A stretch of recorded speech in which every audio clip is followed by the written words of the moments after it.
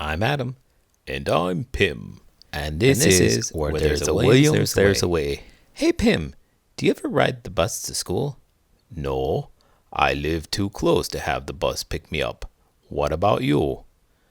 Oh, yeah, I rode the bus all the way through high school. Were you ever scared? No, I was a pretty fearless kid. But that's not quite the case with the boy in today's book. Let's get started.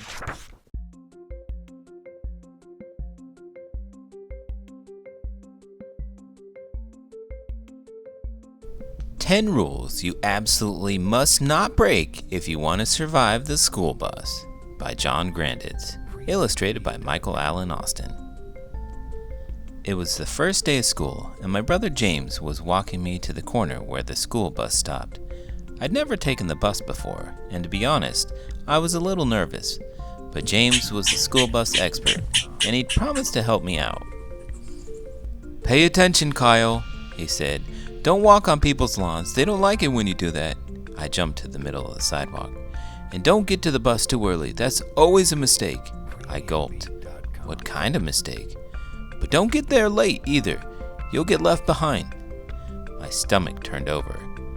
In one of the nature shows I watch on TV, a young Canada goose got left behind when the flock flew south for the winter.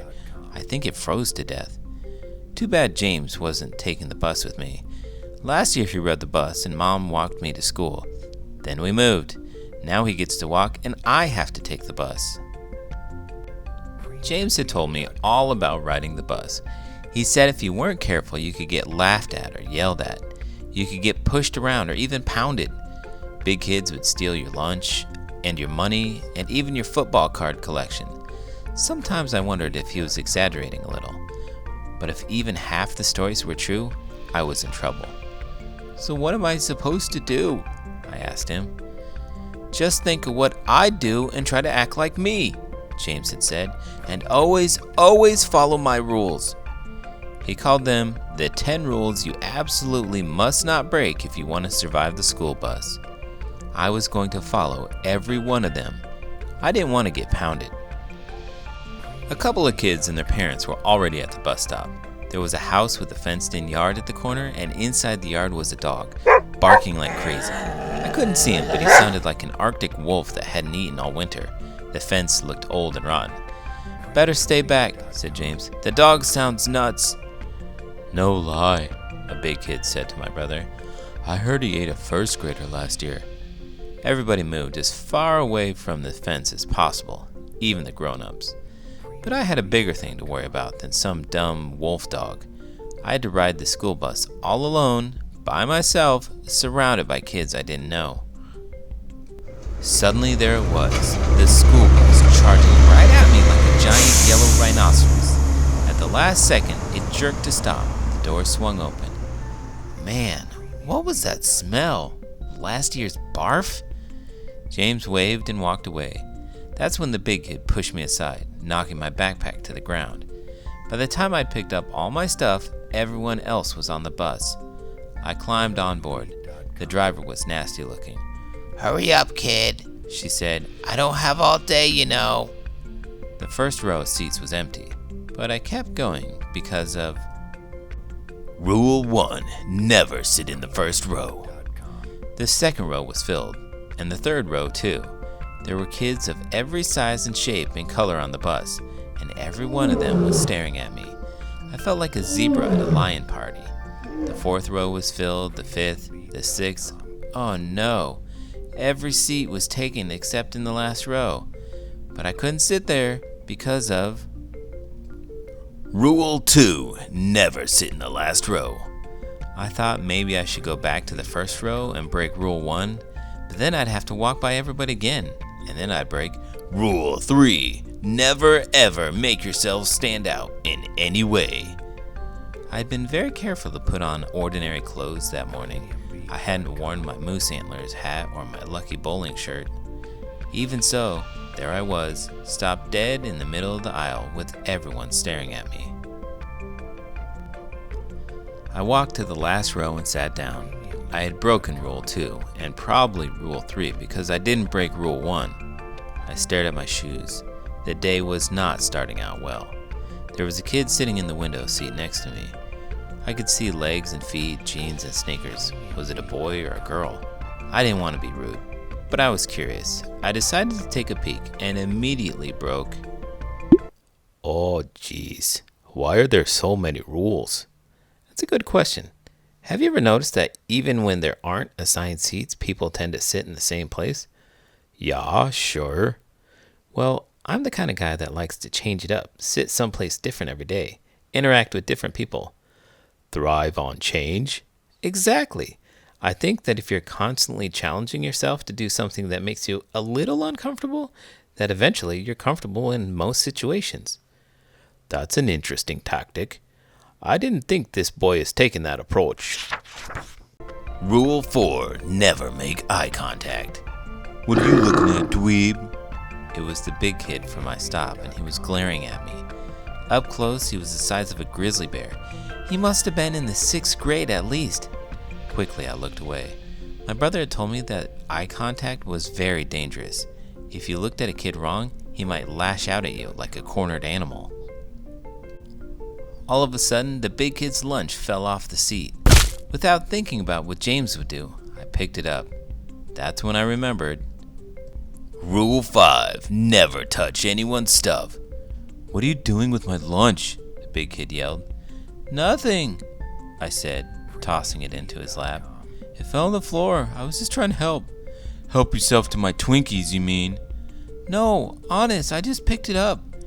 Get out of the seat, he growled. You little kids are a pain. James would never have gotten into this mess because he wouldn't have broken Rule 6. Never talk to big kids. Big kids on the bus are bad, my brother had explained. Never ever talk to a big kid unless you're one yourself. And I wasn't. So far, the big kid had already yelled at me. Maybe he wasn't pounding me yet, but he might be planning to pound me later. I got up, crossed the aisle, and sat down. There was a girl in the other half of the seat. Don't pay attention to him, she said. I saw the whole thing. You didn't try to take his lunch. Yeah, but I shouldn't have touched his stuff, I said. I guess I wasn't thinking, which only proved that I still wasn't thinking because I'd just broken Rule 7. Never talk to girls. James had told me that the girls were even worse than big kids. They were as mean as snakes. They never stopped talking. They hated sports.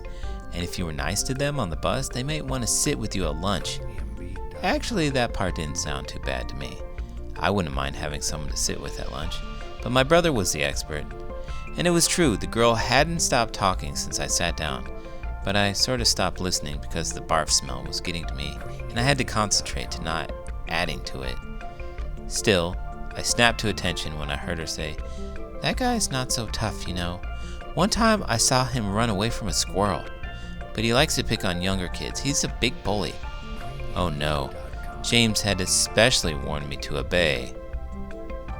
Rule 8. Never mess with the bully. Every bus has a bully, he'd said.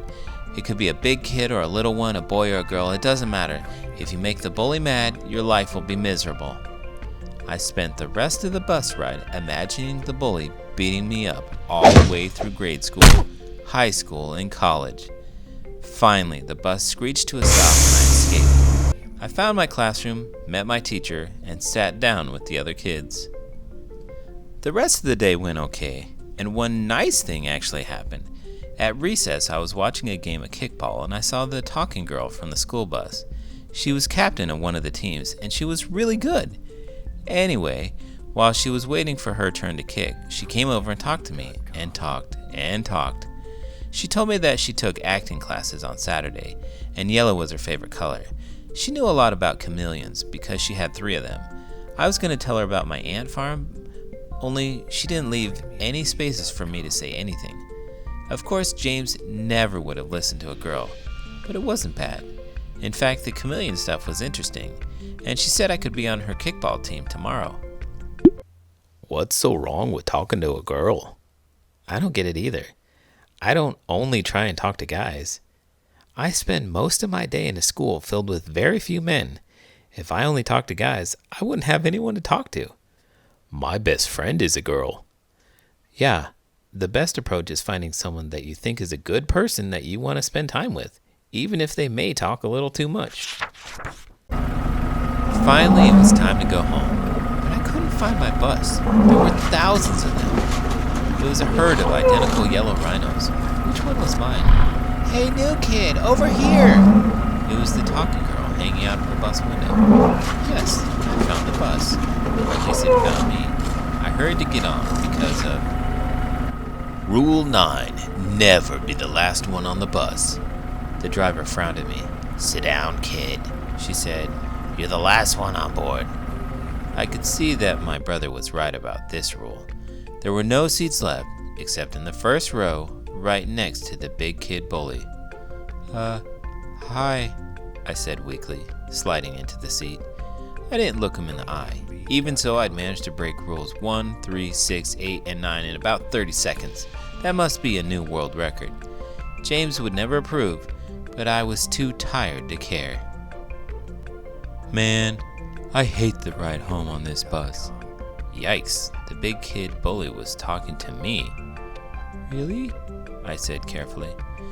Yeah, I always get a bad seat like this one. He stared at me as if it were my fault. And I hate where the bus stops. You mean because of the dog? I said. The big kid bully grunted, which I took to mean yes. Yeah, I said. What if it got loose? That would be real scary. He nodded. You'd think the bus driver could stop across the street, but no. Have you asked her? Are you nuts? There are rules you have to follow when you ride the bus. Tell me about it, I said, and I remembered the last one on my brother's list. Rule 10. Never, absolutely never mess with the bus driver. I never mess with the bus driver, said the big kid bully. She's scarier than the dog on the corner. He smiled an evil sort of smile. Then he went on. Why don't you ask her? You're a little kid. She probably won't yell at you. Much. I thought it over. I'd already broken every other rule. I might as well go for 10 out of 10. Miss School Bus Driver Lady? I said, half standing to get her attention. Yeah, what? Sit down, kid, she squawked. No talking to the driver. But I wasn't going to quit now. There's a scary dog on the corner by our stop, I said. Could you please drop us off on the other side of the street instead? Oh, is that all? She said. No sweat, kid. Now sit down. And that was it. I sat down. The big kid bully looked impressed. Wow, good work, he said. Then he caught himself and frowned. Little kids get away with murder, he growled. Maybe that was true, but I still felt brave. I'd broken every single one of my brother's rules. Even so, I hadn't gotten pounded, and I hadn't even barfed on the bus. I walked on people's lawns all the way home. James was waiting for me. He was so anxious to find out what had happened. He was jumping up and down like a spider monkey. How was the school bus? He said. Where did you sit? Did you get pounded? Who's the bully? Is the driver mean? You didn't talk to any girls, did you? Was it terrible? It was okay, I said. I think it'll be all right. And I learned something I never expected to learn. Oh yeah? He said. What's that? I grinned at him and said, Rule 11. Never, absolutely never pay attention to your big brother's list of 10 rules you absolutely must not break if you want to survive the school bus. You can't make a list for everything. That's where I disagree, my friend. I use lists all the time. However, I think that everyone's different, so whatever works for me won't necessarily work for you. Yeah, like I would never bring sardines to eat for lunch like you do. Oh man, they're so good for you, chock full of omega-3 fatty acids and protein. The trick is being able to take other people's advice and realize what works for you. Speaking of advice, I have a suggestion. Here we go. Here comes the part where you start shilling. I would advise that if you like this video, you should give it a thumbs up and subscribe to the channel. And tell all your friends. Sure, and do that too. I'm Adam. And I'm Pim. And this is Where There's a Williams, There's a Way. Did you know Although they're not typically equipped with seatbelts, school buses are also 70% safer than any other vehicle. According to the National Highway Traffic Safety Administration, students are about 70 times more likely to get to school safely when taking a bus instead of traveling by car. That's because school buses are the most regulated vehicles on the road. They're designed to be safer than passenger vehicles in preventing crashes and injuries. In every state, stop-arm laws protect children from other motorists.